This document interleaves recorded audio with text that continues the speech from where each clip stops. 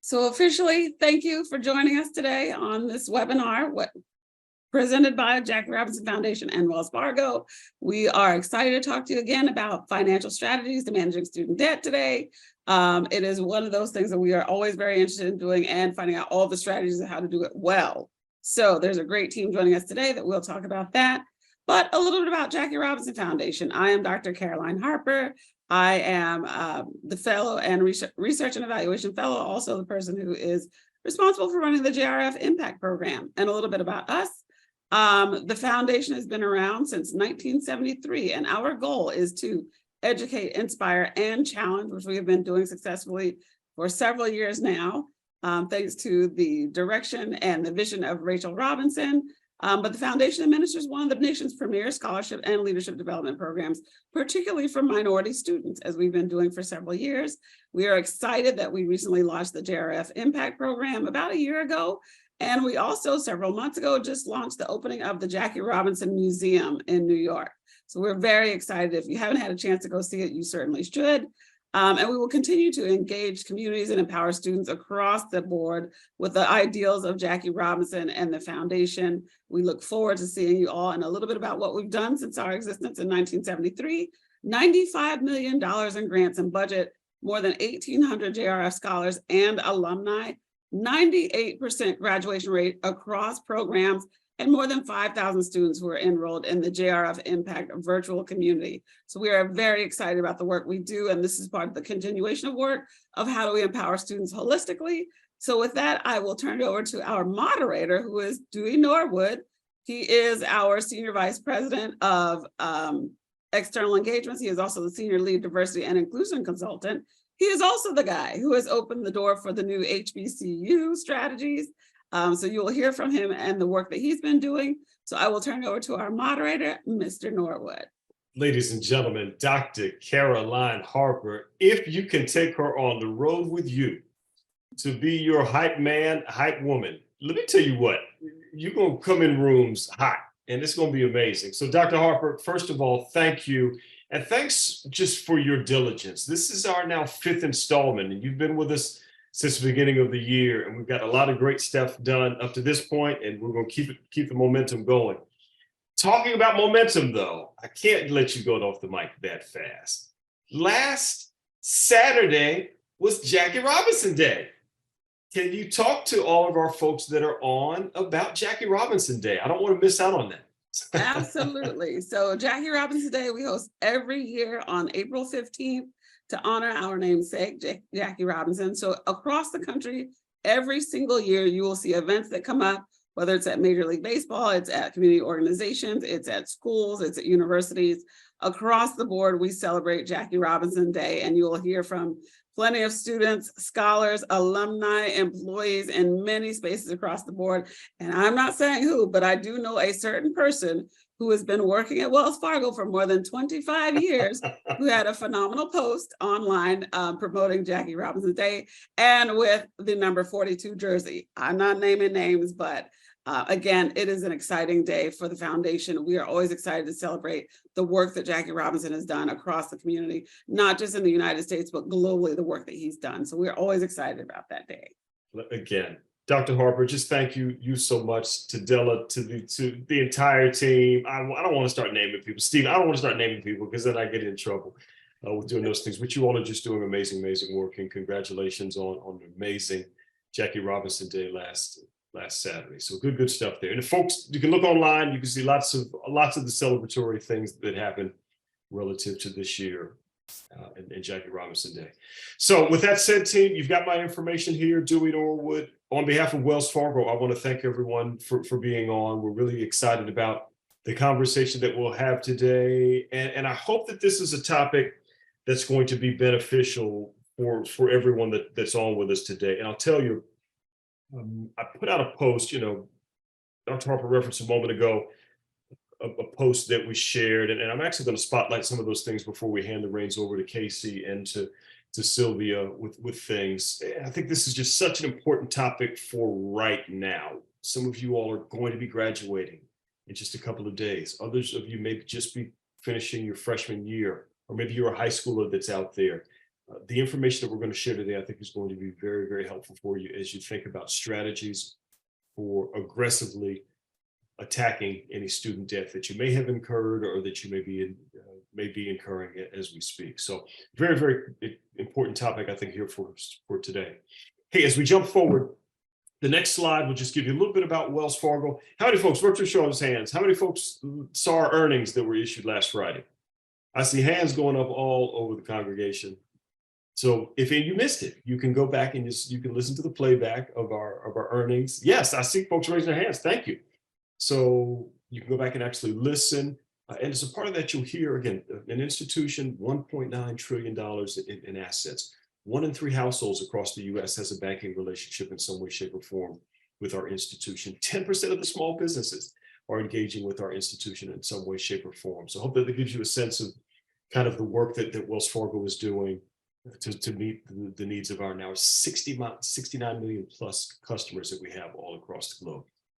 Hey, as we jump forward, we'll spotlight a little bit of the work around our higher education work. So shout out to Michelle Martin and shout out to Shante Joseph, the great partners that lead this work on behalf of our institution. $110 million of strategic investments that our firm has made over the last 12 years.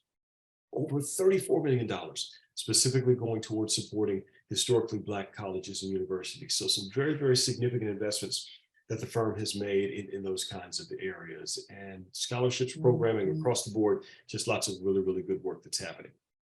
Hey, as we jump forward here, you'll see a recent announcement. We always like to bring up something topical, and I want to shout out all of our great partners that helped to bring this work to pass. And this is a brand new partnership that's connecting our Wells Fargo institution with the students in the Atlanta market and region for internships, specifically with the Atlanta Falcons. And so for any of our Clark Atlanta students that are on, or any of the folks from Morris Brown, or from the house, or from Spelman, we really want you all to take advantage of this opportunity. Please scan this QR code, send this information to any students that may have an interest in applying. This program is open for anyone that I think is a sophomore through a senior that's attending one of those 4 institutions. I will tell you, the deadline is quickly approaching. Do not wait if you want to learn more about this amazing HBCU Fellows Program. I'll add a quick piece onto this before we move forward.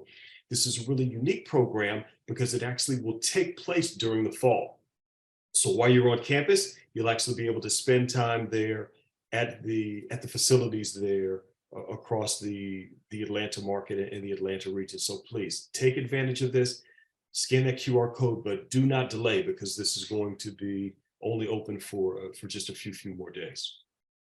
All right, with that said, I really want to introduce the stars of the show. You've already met one star, Dr. Harper. I'm the other guy. So it's really about the other partners that are on with us. In Sylvia Jones and Casey Galindo. You'll see a slide that has their information. So Casey, Sylvia, always an honor to be on with you all. We have facilitated this session 10, 12 times, I'm guessing, over the last few years, maybe a little bit more, but every time I get something new from what you all share. And I do want to just read some quick facts. So I know you all will talk about these in greater detail. But according to the Federal Reserve, this is the statistics that were issued in September of last year. Student borrowers owe collectively $1.76 trillion in private and federal loans. That's a really, really recent statistic. So I know that's something that you all will spend a little bit of time talking about. I'm also going to shout out our friends over at NerdWallet. They had a great study that they did recently, and it focused on debt in households. And they said, on average, the student debt right now is over $58,000 for individuals that have student debt. And so some people may be in one of those 2 numbers. And I know that today you all are going to share lots of great information to help us unpack some of those pieces and maybe even share a little bit of your journey for how you were able to address student debt in your areas. Casey is joining us by way of the Texas market and region. Sylvia is joining us from the Atlanta market and region. And these partners are amazing leaders across our campus programming and supporting the needs of you all as students. And so, Casey, Sylvia, so great to be on with you all today. I do want to give you one more fact before we hand off the reins. You know, we love to give the recap of our students that are joining. So our top colleges for today are going to include Johnson C. Smith University right here in Charlotte.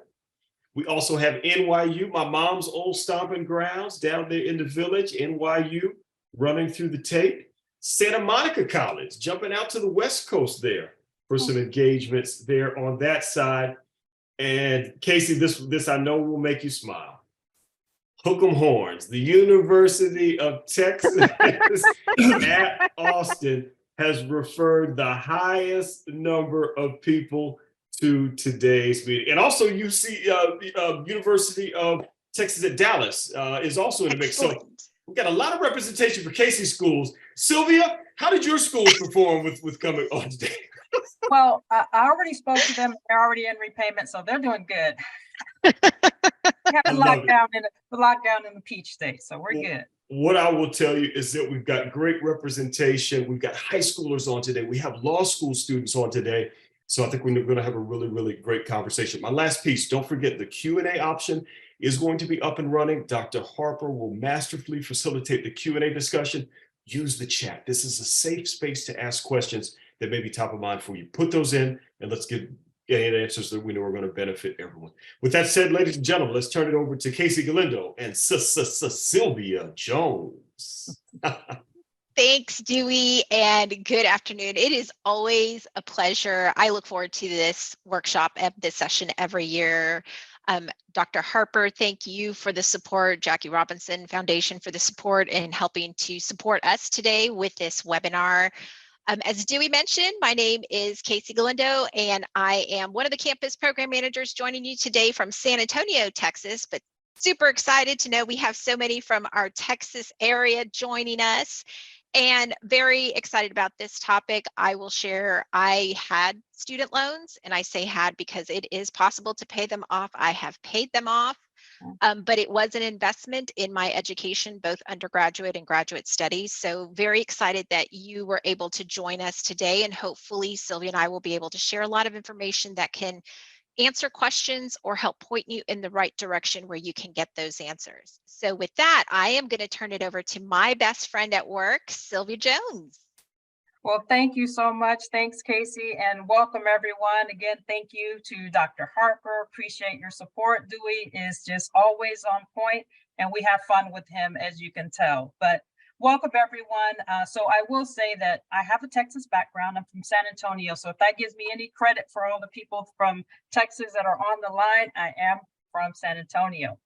But currently, I'm actually in Georgia. So I'm in the Peach State. I actually sit in Middle Georgia and Macon, Georgia, but I do cover the entire state of Georgia. So we're really excited to be here. I've been with Wells Fargo for 11 years now, known Casey that entire time. So we are truly best friends at work. And so hopefully we will have some great information to share and just to provide some guidance on student loan repayment.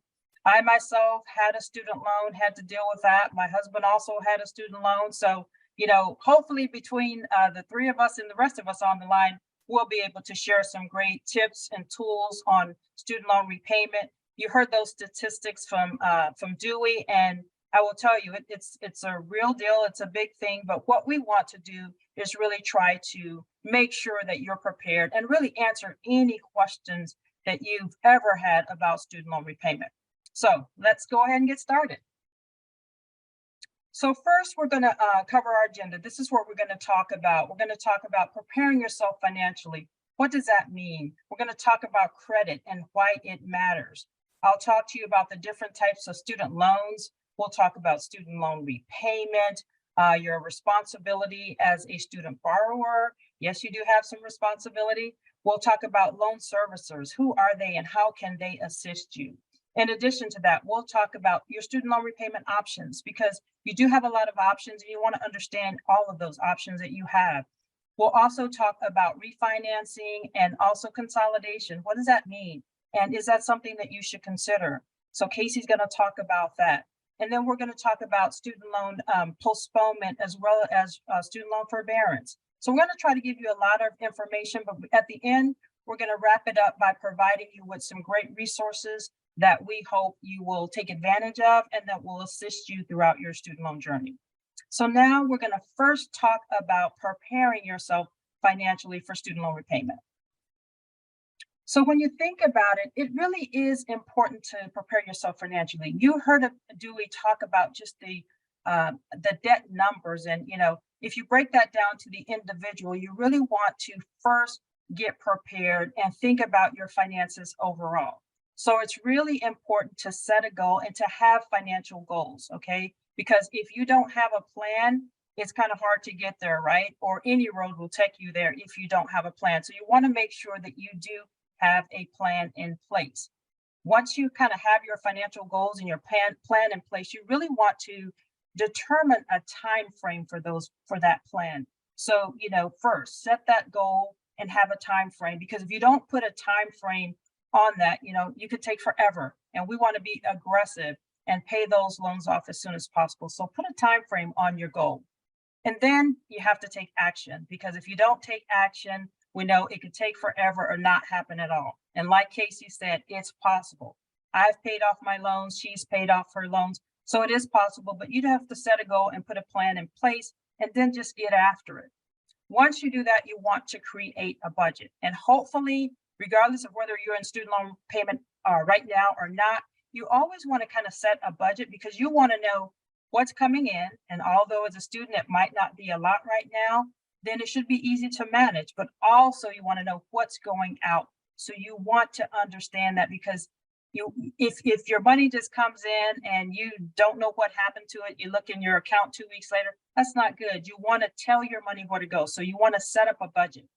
And once you set up the budget, you want to factor in that student loan repayment. What is that payment going to be? And once you put that payment in your budget, then what does your budget look like? Okay, so that's why you want to really create that budget.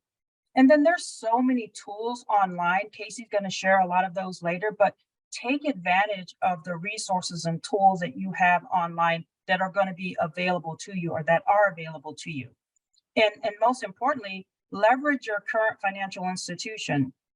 So you can take advantage of tools and resources on budgeting, saving, credit, all of that your financial institution actually has. So check it out and take advantage of those. Once you've created the budget, you're ready to go, you want to make sure that you evaluate your financial progress. So you always want to look back and see, okay, where did I start? Where am I now? And where am I going? Okay. And if you're on a good path, keep going. But the good thing about evaluating your budget, you can always make some adjustments if you need to. So you want to make sure that you stay on track. And then, so one of the things, a great tip that I think you should do when it comes to managing your money is set up automatic payments. So use ACH online to have your payments set up automatically. That way, if things are set up automatically, you're going to pay on time every single time. And that's important, especially when it comes to credit and managing that debt. So with that, let's go ahead and talk about managing your debt and why that's important. So when it comes to managing your credit, taking control of that debt is really, really important. And, I oftentimes hear students talk about, what I need to do to make sure that my credit is good. Tell me about credit. But one of the things that I say first is you really do need to learn how to save and manage your money. And that's why we talk about creating those budgets. But credit is extremely important. And when you think about it, it's important because it does open up those doors of opportunity, and it's going to give you more financial flexibility. Okay. And so that's why credit is so good. And it's so important, I should say. And when you think about credit, you really do want to understand credit. And the way you do that is by understanding what's on your credit report. And so one of the ways that you can do that is you want to pull your credit report, and you can do that annually at annualcreditreport.com. And so it's important that you understand what's on your credit report. And I will say, even if you don't believe you started, preparing for credit, or you've not done anything yet, if you have a student loan, you have information on your credit report, because that's where it's going to be listed. So I encourage you, just like it says annualcreditreport.com, pull your credit report annually, see what's on there. I think you'll be surprised at the amount of information that's on your credit report. And then also, if you find an error, make sure that you check that out and work with whichever company it is that has the error to get that fixed, okay? And Casey, like I said, will provide some resources for you. And then another reason that we talked about looking at your financial institution. What are some of those tools and resources? Another thing that you want to check out that your financial institution may have is your FICO score. And your FICO score is that score, right? It's an assessment of how you've handled your money, and you will get a score based on that. And the higher, the better, right? So your financial institution may also have a place where you can check your FICO score, or if you have a credit card, a lot of times your credit card company will provide your FICO score as well. But your FICO score is extremely important. It's how you are rated as far as how you've handled money, how you handle those obligations. And when you think about your credit score and your credit history and payment history is the most important component of your credit score because it makes up the highest percentage, which is 35% of your credit score comes from just your payment history. That's why it's important to pay on time every single time. And like I said, when you set that up on automatic payments, that's the best way to do it because you're not going to be late, right? Because they're going to come out automatically. And then one of the things that, life happens. And so one of the things that I will encourage you to do in your student loan repayment journey, if there's ever a time when you are not able to make a payment, please reach out to your servicer. Don't just ignore it or hope it goes away because it won't. But you need to reach out to your servicer, let them know what's going on and see what type of options you have. Because unlike other types of debt, there are certain things that your servicer may be able to tell you as far as deferments or forbearances that you may be eligible for. And so because you don't want to not make the payment and they're not aware that you're having some issues. So make sure that you connect with your loan servicer, let them know what's going on so that they hopefully, if you qualify, they will put you in some type of forbearance or deferment. And then, your credit is fine. So make sure you check those things out and don't just not make the payment and not make a phone call. So now let's talk about the types of student loans that are out there. Now, there are, some key federal loans that are out there. The first one that we'll talk about is the actual Federal Direct Student Loan Program. Now, this program offers a combination of subsidized and unsubsidized student loans. And so these are probably the most popular. So a lot of you may have subsidized and unsubsidized loans. And the main difference between the two is that it's really the interest and who's responsible for paying the interest. So on your subsidized loan, the federal government is actually paying that interest while you're in school and during those approved forbearance or deferment periods. And so that's who's paying the loan on the subsidized. Now on the unsubsidized, it's the student's responsibility to pay that interest. And so that's the responsibility there. But with your federal student loans, they are fixed. And also, with the interest rate being fixed, they're all pretty much the same. So it will change every July 1st. So do know that. So if you borrow from year to year, each year you may have a different interest rate. However, the loan for that year, the interest rate will be fixed over the lifetime of that particular loan. And with your federal student loan, the government is actually the lender, okay? And then you actually do get a 6-month grace period with your federal loan. And just as a reminder, what that grace period is, it's that set of time after you graduate, or if you leave school, or if you drop below half-time enrollment, then you're going to have to start making those loan repayments, okay? But you do get a 6-month grace period. The next type of loan is our Federal Direct Plus loan. So that can be a parent loan or graduate student loan. Now with those loans, the parent is the borrower on the Parent Plus loan. And with the graduate loan, the graduate student is the actual borrower. Now with the parent loan, that parent will go into repayment after that loan is fully dispersed, and that's typically after that second disbursement, and that parent will go into repayment. Now, if you want more information on the parent loan, please reach out to your servicer. Now, with your graduate loan, you will get that 6-month grace period, and the graduate student is actually the borrower. And under both programs, the federal government is actually the lender. And then finally, on the private student loan, whichever private institution that you borrowed from is the lender. The loan can be fixed or variable, and the borrower can be either the student or the parent. It just depends on how you set that loan up. And then it's actually funded by the financial institution that you chose when you took out the loan.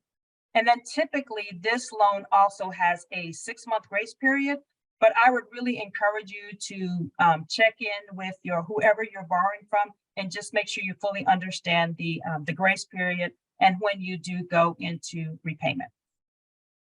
So now let's talk about your responsibilities as a borrower. And yes, you do have responsibilities. And regardless, if you took out the loan, you will have to pay the loan back. And so you have to pay back as agreed. And one of the things that you want to make sure, because we talked about how important it is to set up a budget, to understand your credit, you want to make sure that, when you when you go into repayment, you will have to pay the loan back, but also you want to make sure that you're reading all your mail and email that comes in that's related to your student loans.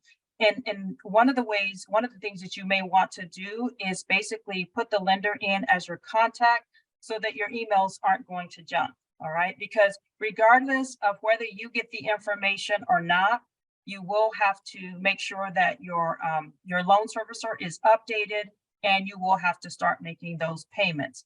And you do need to know when the payment is due, because regardless of whether or not you receive the information, because if it's not updated, who knows where it's going, you still have to make that payment on time, okay? So one of the things that I really encourage students to do is set up their own portal with the actual loan servicer and log in and look for themselves as to what's due, when it's due, so that they pay on time every single time.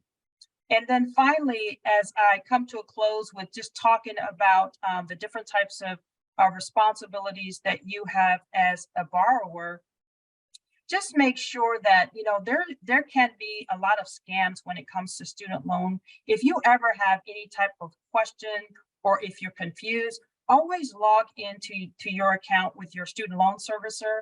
If you get a phone call or an email or a question mark, something that you're not sure about, and you question it, log into your account with your servicer. See what information they're requesting. What are they missing? Look at the dates that they have. And that's really going to basically let you know when things are due and make sure that, if everything that you're receiving is legitimate. And so now with that, I am going to go ahead and turn it over to Casey to talk to you more about student loan servicers. Thanks, Sylvia. Yes, so I know in our presentation so far, you have heard Sylvia say a couple of times loan servicers, lenders. So some of you might be thinking, what exactly is the loan servicer? What role do they play? What are they going to do with my student loans? So we're going to talk about that first.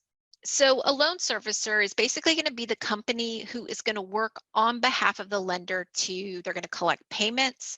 They're going to respond to any questions that you might have with regards to things like repayment dates, the type of repayment plans you have, or what other sort of options are available when it comes to helping to manage your student loans.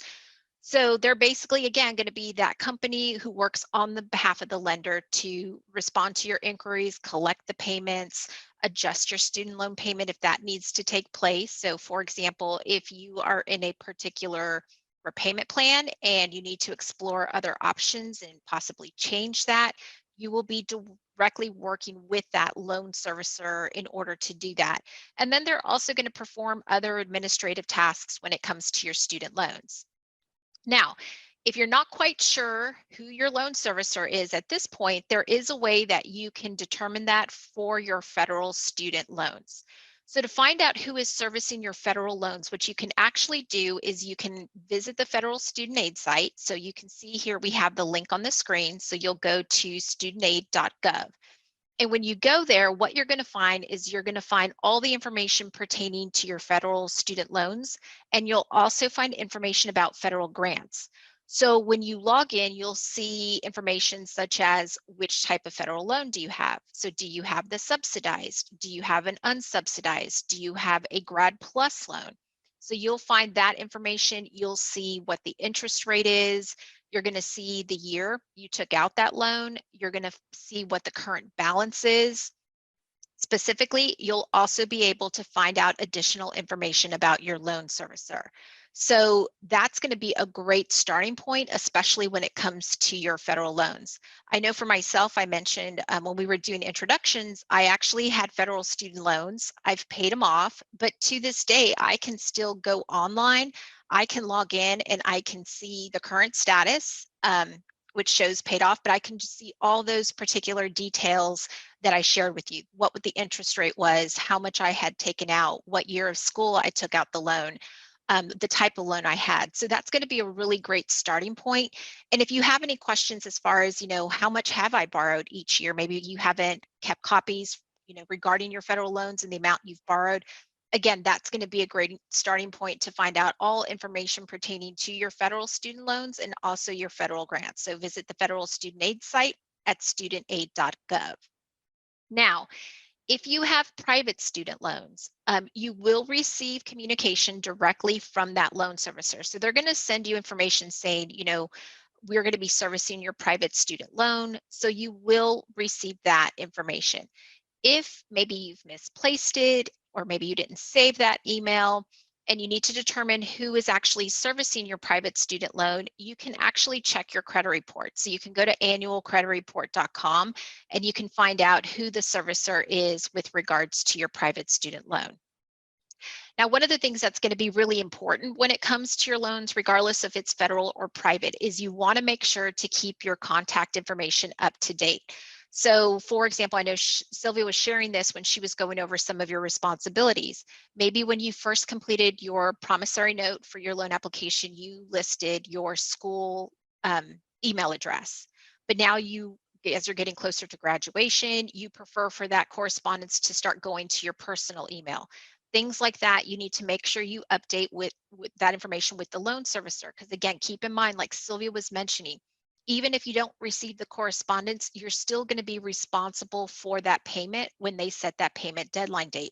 So it's going to be so important that you have all of that demographic information up to date with your loan servicer. So as they begin to reach out to you, whether it's while you're in school or as you get close to graduation, you are receiving all of that correspondence. So what we wanted to cover next is going to be talking about specifically some of the student loan repayment options. So when it comes to student loan repayment options, you can choose the best plan for you. Now, some repayment plan options can give you more time to repay your loans, or some of those repayment options can actually be based on your income. So it's really going to depend on the type of student loan that you've taken out. So as we go through this, we're going to start at the top of the slide and then we'll work our way down each row. So for the federal student loan programs, the repayment plan options that are going to be available to you will include ones such as the standard repayment plan, the graduated repayment plan, and the extended repayment plan. But in addition to those three, there are also going to be some income-based repayment plan options that you have available for your federal student loans. So you're going to see that on the second row. Those repayment plans are going to include your income contingent repayment plan, or what they often refer to as ICR, income-based repayment plan, or they'll sometimes use IBR as the acronym, pay-as-you-earn repayment plan, so PAYE, and revised pay-as-you-earn repayment plan, so REPAYE. Now, with these specific plans, your income-based type of repayment plans, there are going to be some factors that will be used when they consider your eligibility for those types of programs. So for example, some of the criteria that the loan servicer is going to take into consideration in determining your eligibility for the income-based repayment plans would include examples such as annual income. It's going to include family size and the types of federal student loans that you borrowed. Now, one of the things you're going to need to keep in mind is that you're going to have to submit this information or whatever the loan servicer requests from you on an annual basis in order to continue to qualify for these programs. So do know for federal loans, again, you do have those standard graduated and extended repayment plan options, but you do also have those income-based repayment plan options that you can also explore. Now, specifically, you'll definitely want to reach out to the loan servicer to find out more information regarding those plans and if you qualify. And they're really going to be a great resource for you because they can actually, when you call in, they'll be able to pull up your loan records and specifically see what you have when you took out those loans and walk you through those options. The other thing that's going to also be important to remember, and this was something that I guess you could say I wasn't quite aware of at first and didn't realize, but it's important to remember that although you select or maybe you're assigned a particular repayment plan when you first begin repaying your student loans, and specifically your federal student loans, you may be able to change that repayment plan at any time. So all you need to do is contact your loan servicer for additional details and information on how to do that. I will share, I did not select that. I was assigned a repayment plan, so not until I got into the process did I learn that I had that flexibility where I could change the repayment plan if I needed to. So again, just remember that even if you are assigned or you select a certain repayment plan when you first begin repaying your federal loans, you may change that repayment plan at any time. And what you'll need to do to do that is to contact your loan servicer directly for additional details and information about how to change that. Now, for private student loans, repayment options, they may vary depending on your lender. So what you're going to need to do is, as Sylvia's mentioned before, you'll need to contact your loan servicer directly for those private student loans to find out exact details as far as what type of repayment plans do you have available that you can take advantage of that might help to manage those private student loan payments. Now, what I'd like to do next is go ahead and transition into talking about student loan consolidation and refinancing. Now, one of the things you want to do before you apply is to really carefully consider why exactly are you consolidating your student loans, and is it really going to be the right choice for you? So as you go through this process, think about questions such as, why are you specifically considering refinancing or consolidating your student loans? What types of loans are you thinking of refinancing or consolidating? And specifically, how is it going to change the terms of your loans, and how will your interest rate on your existing loans be impacted if you, in fact, move forward with refinancing or consolidating your student loans? Now, there are two types of refinance or consolidation programs available for student loans. So one is going to be the Federal Direct Consolidation Program, and the other will be Private Student Loan Consolidation. Now, for the federal student loan consolidation, there are some reasons oftentimes why a borrower might want to consider consolidating their federal loans. And some of those reasons might include things like reducing multiple payments, or it could be to lower that monthly payment, or maybe even extend the length of time that you have to repay those loans. So again, those are some of the reasons maybe borrowers consider doing a federal student loan consolidation. Now, for the federal student loan consolidation, you can only consolidate your federal programs. So you cannot pull in private student loans into a federal student loan consolidation. Now, the other program I mentioned, private student loan consolidation. This is specifically offered through private lending institutions, and they do allow borrowers to refinance or consolidate federal and or private student loans into a new loan. Now, sometimes some of the reasons borrowers maybe are considering consolidating or refinancing their student loans into a private student loan could include simplicity. So, combining multiple student loan payments into one loan, or potentially lowering the monthly payment And also, just like we heard under the federal program, extending the length of the repayment period. Now, anytime you extend the length of the pay period, you may pay more interest over the long term with that type of an option. So again, there are federal options, which you can only consolidate federal loans, and then there are private student loan options, which allow you to refinance or consolidate federal and or private student loans. And I know for myself, I see a lot of commercials out there. I remember being sent information about programs like that. One of the things I always share with students, when you are considering consolidation, you need to make sure to do additional research.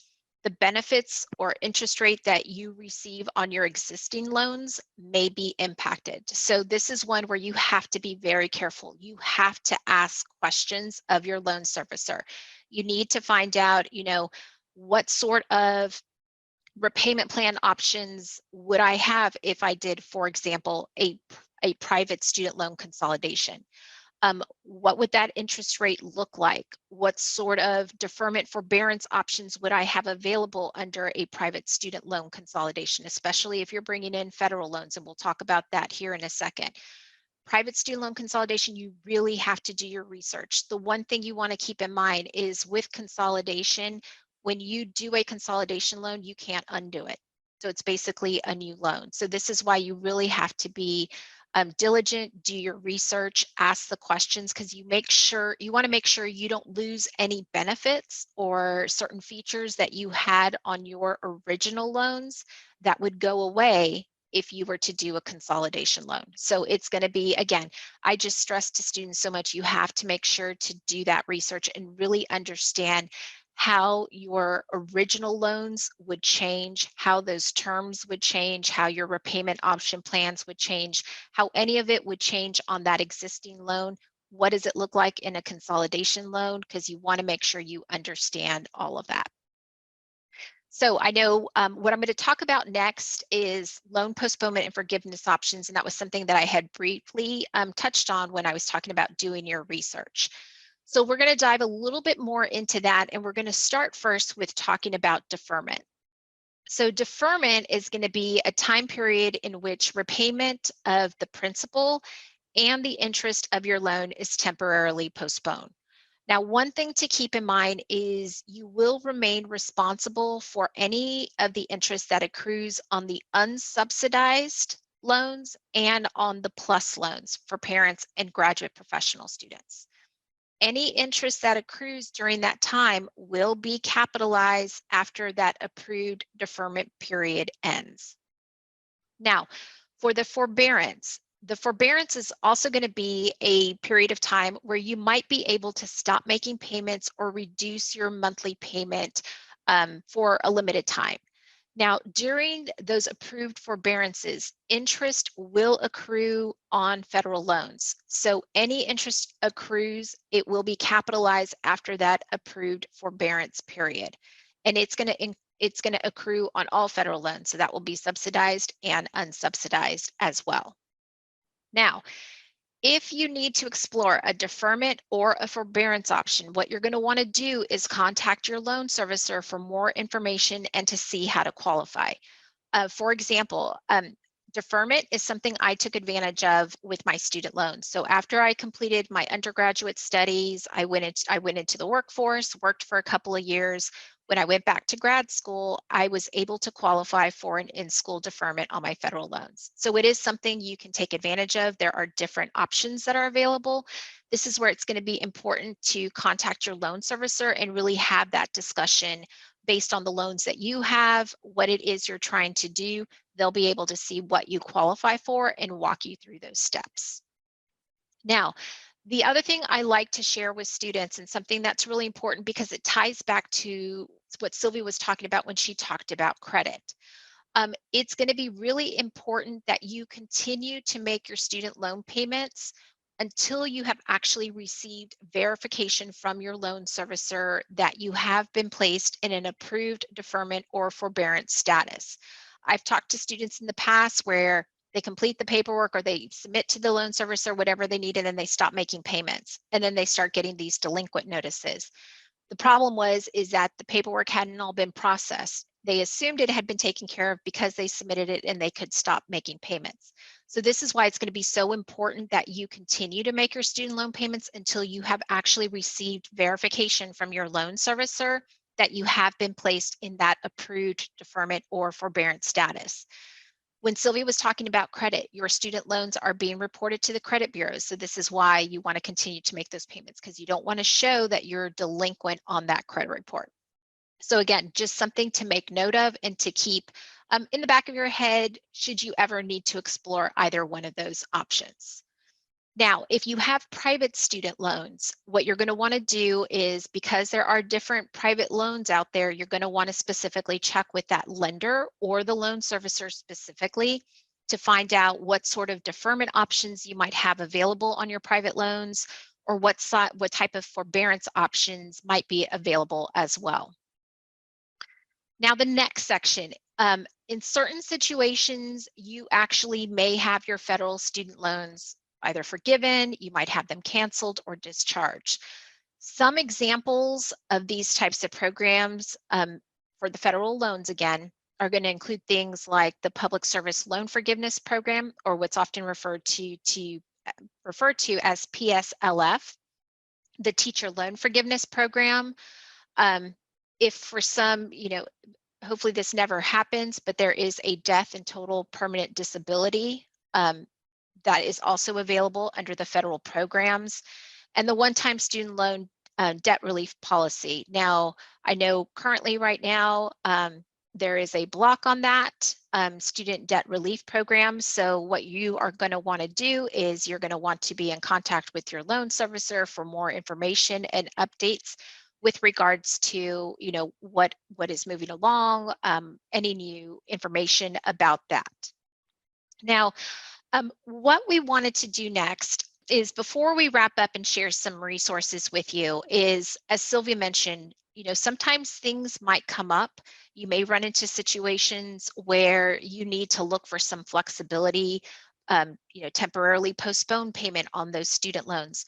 You want to make sure you are consistently in contact with your loan servicer, whether that is for your federal loans or your private loans. Don't just stop making payments, like Sylvia said, and hope it goes away. It doesn't go away, unfortunately. But there are, as you can see with the information we were covering today, there are a lot of options that are available with student loans that you typically don't find with other types of personal loans. The important thing is that you have that conversation with the loan servicer. I will say they are not mind readers, so they don't know what's going on if you need to make changes to your repayment plan or things like that. So do not hesitate. They are there to help you and really work through what's going to be the best solution for you. So with that, as we wrap up, I want to share some additional resources with you. So there's going to be a lot of resources that you have available that can assist you in answering questions that you have specifically about repaying your student loans. Excuse me. So first, you want to visit the studentaid.gov site, and this is going to be a great resource for you. It's going to have all the information you need about your federal student loans. It's going to have information about your forgiveness options. It's going to have information about your loan repayment options. So everything we were talking about specifically when it comes to your federal student loans, you can find out additional details on the federal student aid site. So again, make note of that studentaid.gov website and write that down for future reference. Other resources that you will also find on that site specifically. There is a loan simulator on the federal student aid site, and what that does is it helps you to calculate student loan payments that you'll be making for your federal loans, and it can help you to choose the loan repayment option that really is going to best meet your needs and goals. So it is a tool that you can start leveraging now to kind of understand that a little bit more. Also, if you are thinking about using the public service loan forgiveness or, kind of pursuing that, there is a tool out there, the public service loan forgiveness tool, and it can help you to really determine whether you work for a qualifying employer or what other additional information you need to provide. Now, as we've said a couple of times, for information about your private student loans and loan servicer, you can definitely visit annualcreditreport.com to find out who that private student loan servicer is. And then we have a great site, wellsfargo.com/smarter credit. So we were talking about credit and the importance that it has. Student loans are being reported to the credit bureaus now. So definitely check out the information we have out there for, tips and tools that are available. Definitely encourage you to look at that. Next is going to be the Federal Student Aid Ombudsman Group. And this group can help resolve disputes about federal student aid in general. So again, it's going to be another resource. You can find information on the federal student aid site. So you can go to studentaid.gov and learn if you do need to use their services, how you would go about doing that. And then visit our College Steps, so collegesteps.wf.com/Beyond College webinar series. You are joining us today for our Beyond College webinar series on student loans. So we definitely encourage you to take advantage of the other sessions that we are going to have for the remainder of the year. If you haven't been able to join a couple of our other sessions, definitely take some time to go listen to the playbacks. They are out there for you. This is something that can help you with different professional development, personal finance, internship opportunities. So encourage you to go check that out. And then if you are so excited about the information we covered today, you can actually go hear our playback, not only a playback that we're going to have from our Beyond College webinar series, but we also have it on our YouTube channel. So you can see the QR code here on the screen. And we have this session as well as some other sessions with regards to financial wellness that you are welcome to check out at your convenience. And again, just one of the things I can't stress to students enough, and is something that is so important, is to always stay in touch with your student loan servicer, your student loan lender. They are there to help you through this process. Do not hesitate to contact them. And I know Sylvia was talking about money management, credit. If you have questions, you can always feel free, pop in. Maybe you need help setting up a budget because it's been some time since you visited yours, or maybe you want to understand a little bit more about credit. Please feel free to make an appointment with our bankers and they can walk you through that information. So with that, I'm going to hand it over to our wonderful Dewey Norwood. Casey, Sylvia, Casey. What can we say? Incredibly, I don't want to say challenging, but a tough subject matter, right? But the way you all dissect it and break it apart makes it really, really easy. And to hear your stories about where you were and how you were able to address the student debt that you had, and how now that's helped you build your credit in other kinds of areas, I think can be really, really helpful for scholars. Team, I want to bring Dr. Harper back on as well. Dr. Harper, I mean, a lot to unpack there. I know we're transitioning into the Q&A portion of things that you'll walk through, but anything that really stood out for you in what the team shared, please. Yeah, so the two examples really, student loan always seem really scary, but as both Casey and Sylvia talked about, it's the budgeting that becomes really important. If you know that they're coming, it is really important to know where your money is. We know that for most college students, the majority of their money while they're on campus is actually spent beyond their college campus needs. It's on the fundamental things like going out to eat, buying clothes. It's not actually on college expenses. So it is really important that as you're doing that, and that's okay because you've got to live, but it's also important to make sure that you're allocating money so that when those loans start coming in and it's time to pay them, that you're already setting aside money and you have it ready and you're now in the practice of paying them back and paying them back on time, which ultimately helps your credit. So that is definitely a big takeaway. Thank you. Got it. All right, Dr. Harper, I love the reminders around staying in contact with your servicer. It sounds like you may need to send them a Christmas or holiday card too, maybe, but just however you call them and be okay calling them if something has changed in life, if something has occurred. And I know we'll spend a little bit more time kind of spotlighting those, but staying in contact is very, very important. Dr. Harper, listen, I'm giving this back to you. I know that there's some questions that have come in, And scholars, I'll just give you that reminder, please utilize the chat feature as well for anything else that may be top of mind here that you'd like to have addressed. Dr. Harper, please, we'll give it back to you for our Q&A. I got a question. It's kind of a combo question that we did talk about in different places. So this question is related to both credit cards and student loans. And the question is, if you use credit cards to pay off some of your tuition and you're now ready to graduate and you're going to go on to graduate school, the question is really, do you pay off your credit cards first before taking out new loans? Or do you kind of have some kind of plan where you can do both simultaneously? How do you really deal with your credit card debt, but also then trying to pay on graduate school as well? Is there a period of time that you have to wait in between, or is there just a strategy on how to do it well? Well, that's a lot there. So I think we can both kind of add to that, or add some kind of thoughts there. So first of all, when you think of credit card debt and the way the question was phrased, it seems like there might be some educational debt on that credit card. But what I will say is that you first of all, you want to create a budget, right? You want to know where is that extra money going, if there is, what the discretionary, after those bills are paid, you've got to really sit down and put that budget together, because you do have two major debt in your life that you need to try to take care of at the same time.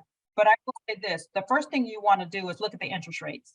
And chances are your credit card interest rate is much higher than your student. I shouldn't say chances are, I'm sure it is, right? So you want to really, in my opinion, focus on getting rid of that credit card debt, okay? Because if you have a significant amount on there, you're paying a lot for that, right? So know your interest rates and then work from there. And just make sure that if you are in student loan repayment, right, pay whatever is due, but really focus on getting rid of that credit card debt, because you probably would be surprised at the amount of interest you're paying on that debt if you look at the percentage, the interest rate on that credit card, and then how much per month in interest that you're paying. So I say focus on that first, and but make sure if you're in repayment, definitely be making payments on the student loan. But first thing you got to do is put together a budget, and if you're going to be paying down the credit card, you got to kind of stop using it, right? Because if you keep putting things on it, you're just in a kind of a vicious cycle. So you really have to put together a plan to get rid of that credit card debt. I'll let Casey chime in as well. No, I agree with you, Sylvia. Creating that budget, paying down that credit card debt. And one of the other thing is always keep in mind with your student loans, as you know, for example, like on your federal loans, as long as you're enrolled at least half time, your loans are in deferment. Do you know at any point if you have some additional, maybe you received some birthday money or Christmas money instead of gifts, you can make any sort of prepayments, if you will, to your student loans at any point. So you do have that flexibility. Maybe you get a refund check that you don't need after all as a result of student loans. You can always send that back to the lender as well. So do know with student loans, you have that flexibility to make payments on those loans prior to actually entering any sort of repayment status. So if you can definitely do that. The other thing is, if any of you happen to have unsubsidized loans or the Grad Plus loans, for example, one of the other things that could be an option as well, if you wanted to consider, is you can make interest-only payments. So that way the interest is not capitalized once you go into repayment. So that's another, I guess you could always have that option available to you as well.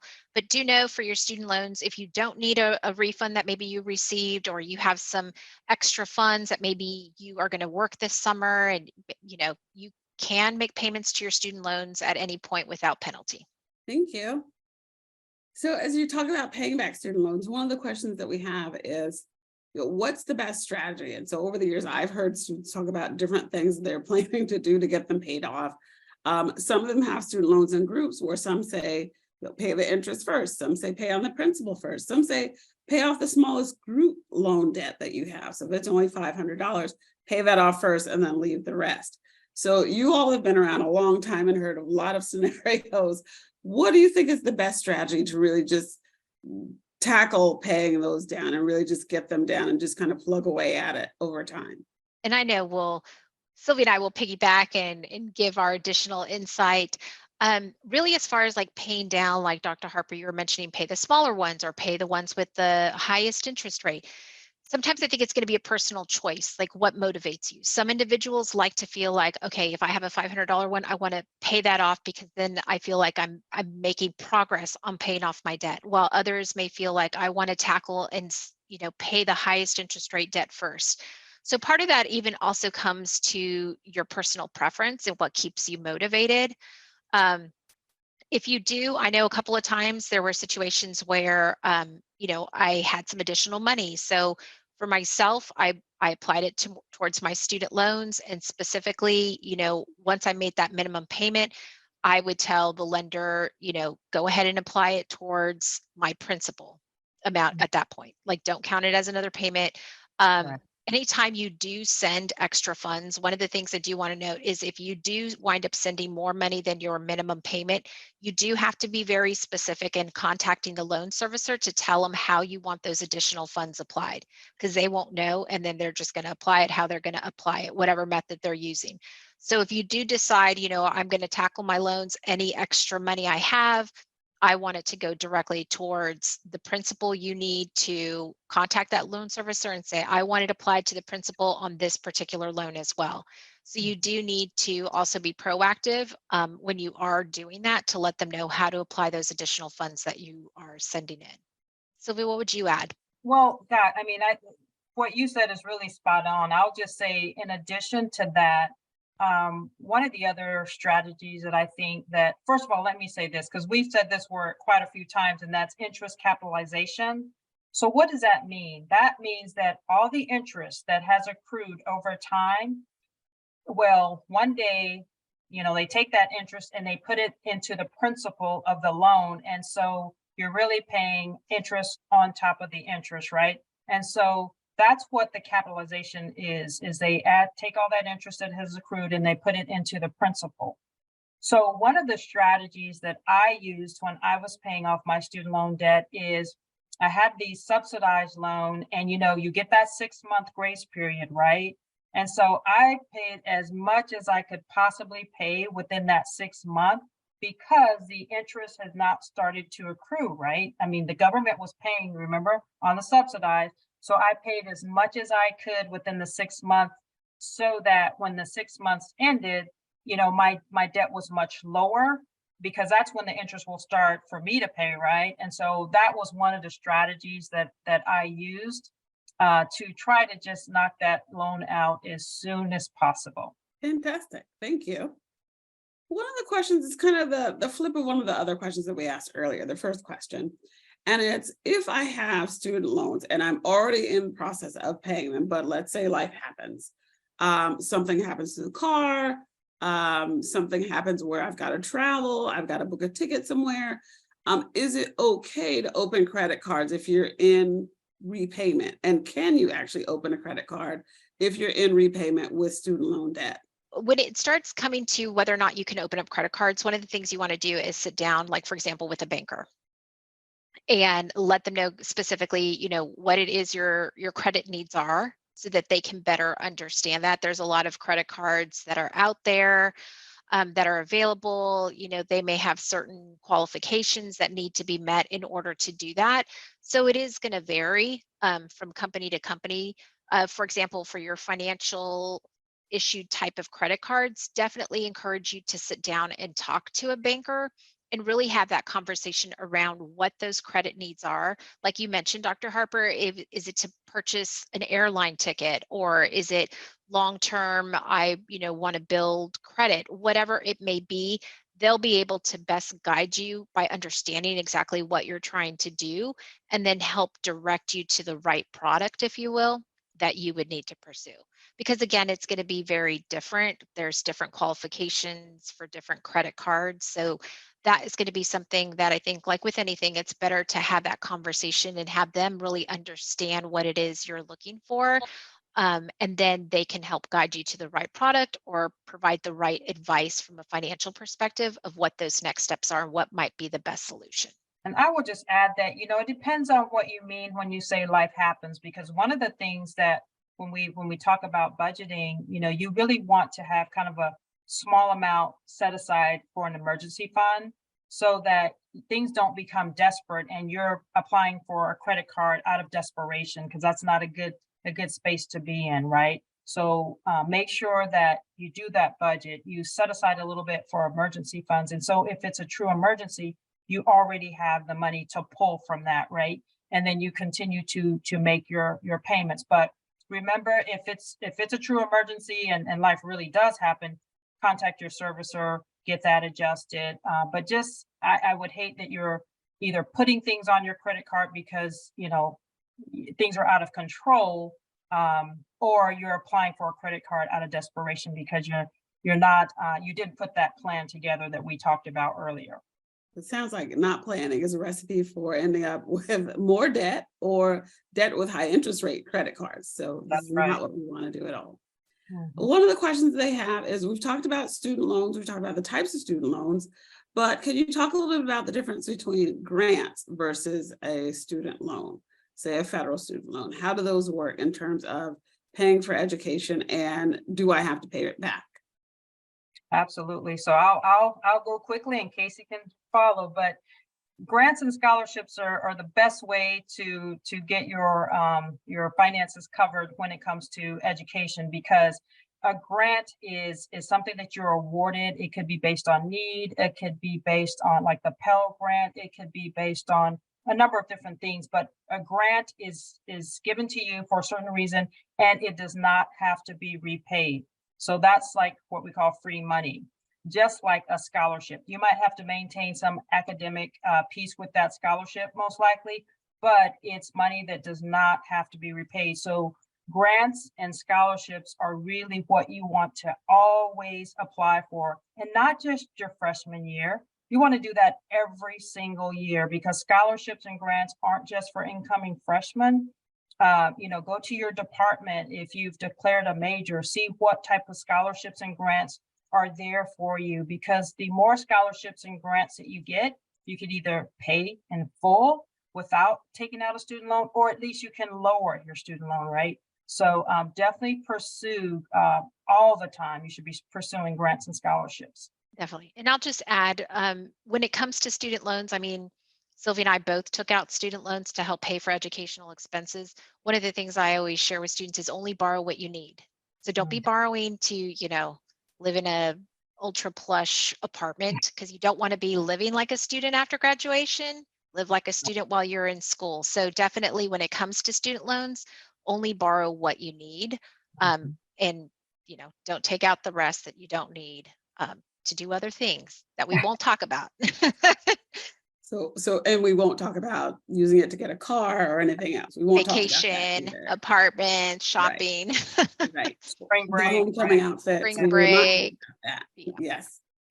One of the things that you did talk about earlier was about the student loan repayment, particularly as it relates to the president's plan that's currently in the Supreme Court right now.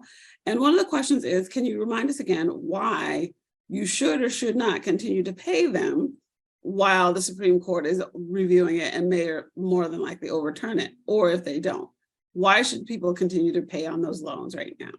So that is a great question.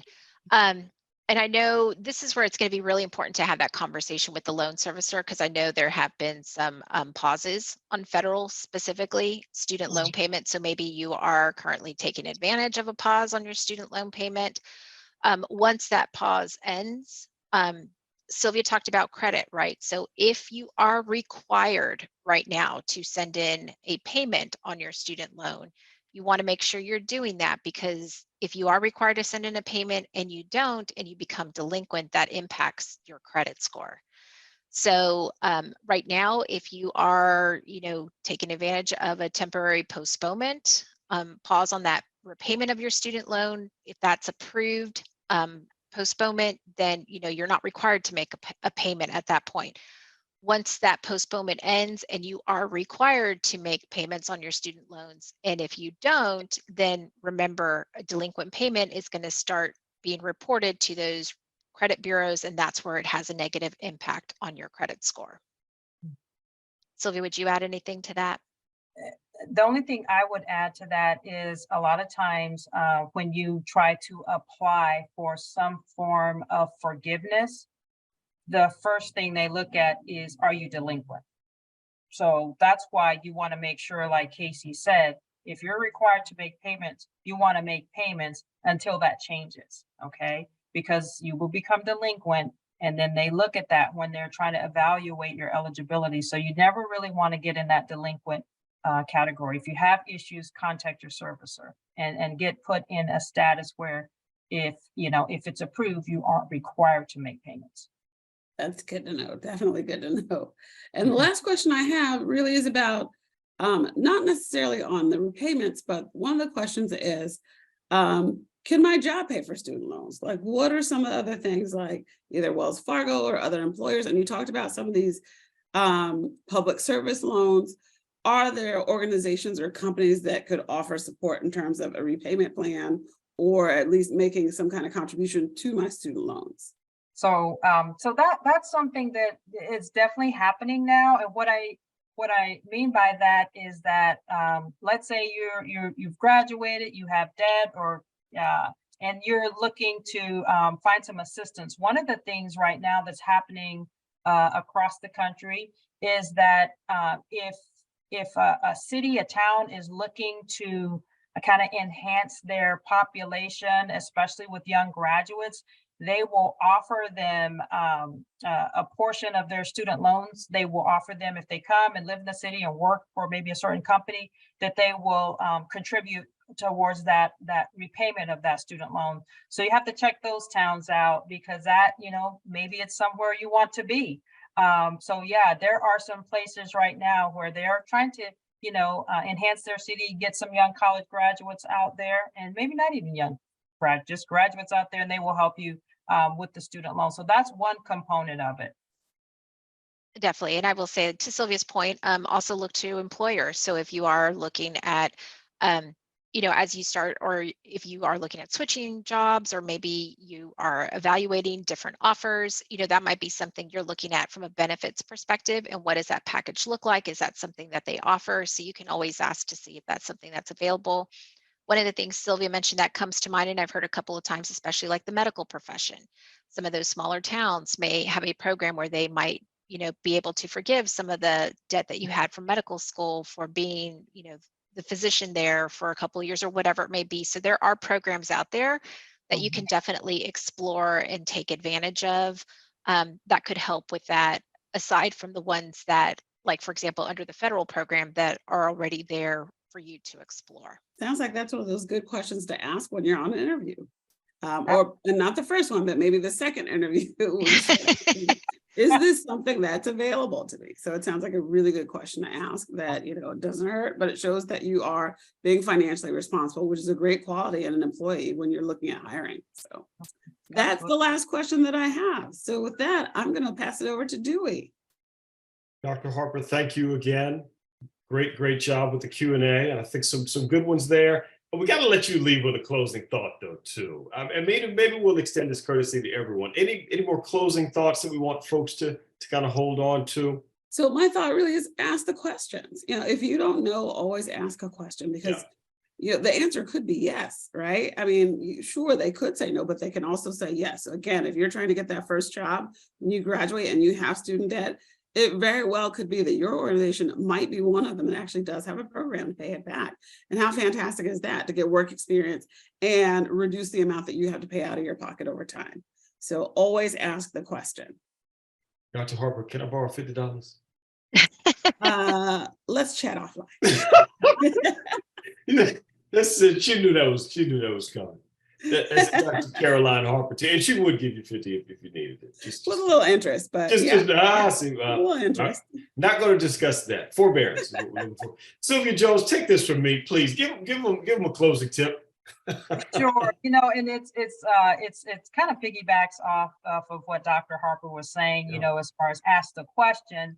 And for me, it happened to us is make sure that before you stop making payments, like Casey said, you get the actual official notification that you are set in a certain plan where you're not required to make payments. Because I will tell you, one of the things that you can do when you go back to school is you can put your loan in deferment again, right? In school deferment. Well, I tell you, when my husband was trying to go back to school, we did that, I swear, 5 or 6 times. But we had to keep doing it and keep making our payments until we got the official notification. And so I've just seen so many times, like Casey mentioned earlier, where students just fill out a form and stop making payments. It's like, no, you gotta wait until you get that official notification, because it takes some time. And until you get the official notification, please continue to make your payments. Okay. Sylvia Jones, ladies and gentlemen, she's been there, she's done that. She owns the t-shirt. Go with what she said. Casey Galindo, bring us home with this. Again, you shared a little bit of your story, so thank you so much for passing that information along. What's another tip that folks should hold on to? I would say, Dr. Harper, Sylvia talked about asking questions. The first thing's going to be like, get comfortable with reaching out to your loan servicer. Don't hesitate. I know it could feel like, oh my gosh, I don't want to talk to them. I don't want to talk about my finances. Just make it go away. And they won't, unfortunately, but it is getting comfortable, and they are there to help you. So just know that your loan servicer, your lender, is there to help you. They don't know what's going on in your personal financial situation unless you reach out and share to really explore what you have available that you can take advantage of, that can help you through whatever period it may be in your financial journey. So don't hesitate, get comfortable, have those conversations with the loan servicers, and keep in contact. Yeah, great information there. And when in doubt, contact your servicer.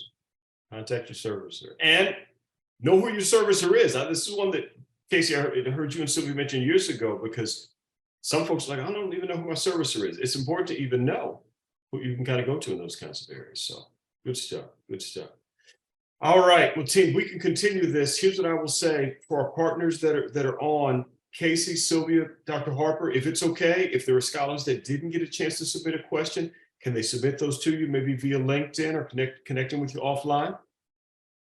Okay, getting head nods there, and you have permission to charge them double for anything else. All right, with that said, team, let's go ahead and jump into our last items. Just some quick reminders here. We'll end up getting out of here maybe a couple of minutes early for today. But we've got our survey link. And Angel, who's in the background working, Angel, thank you so much. For Barbara Scotland, who helps us out with these events, they really do a good job of building this quick link where you can give us feedback. Please take a couple of minutes, scan the QR code there. Should take you right out to the page, and in turn, you can give us feedback on what you learned today, and maybe even offer some suggestions on things that we can do to refine, or invite us back. I think the team would be willing to do more of these discussions. If you want to have the same discussion with your fraternity or with your sorority or the folks in the gospel choir or in the drama team on campus, let us know. We'd be happy to come back and continue the conversation in those kinds of areas. All right, our next slide talks about where we're headed. My goodness, we have 5 of these done, 5 of them done. And so we are quickly getting to the halfway point of the year with things, and we've got a lot more to deliver on. So scan the QR code. It'll take you over to the website where you can learn about all of the additional webinars that we have coming up. And I think some really exciting topics around recruiting, topics around social media that we'll be discussing later in the year as well. So please visit the page here and stand by, because those playbacks are going to be added on that website very, very soon. HBCU legends, thank you all so much for embracing this amazing collection. I'm happy to report we've got 8 new schools that are just about to launch. So stand by. I'd say in the next 30 days or so, you'll see those actually out on our Wells Fargo website. You can also jump over via the QR code here to learn more about this amazing program, and just to get another instance of Wells Fargo showing our longstanding and reinforcing our longstanding commitment to supporting historically Black colleges and universities. So check those items out. 2 more slides to go. Here in the next one, don't forget, we've got some really great resources that are available from our early talent team. We've got a lot of additional programming that's going to be happening over the summer, and ways that you're going to be able to engage with our partners from the recruiting space. So please jump out to wellsfargojobs.com. Make sure you get connected in with the talent community. You can actually sign up there to receive communications from the team to learn more about career pathways. Want to acknowledge again all of our partners that are on that may be served in the military or are serving. First of all, thank you so much for your service. And for those that have now maybe transitioned out of the military, if you're interested in career opportunities, get in contact with our buddy Sean Passmore and the team here via the military recruiting at wellsfargo.com email address. That goes directly to them. And then in turn, they can have a conversation with you about what a career pathway may look like for you now that you've completed your service in the military. So very, very important resource that's available there. And then as we touched on a moment ago, don't forget the Beyond College webinar link that's there. That'll take you to the page to be able to learn more. With that said, team, I want to give you my thank yous again to Dr. Harper and the Jackie Robinson Foundation team.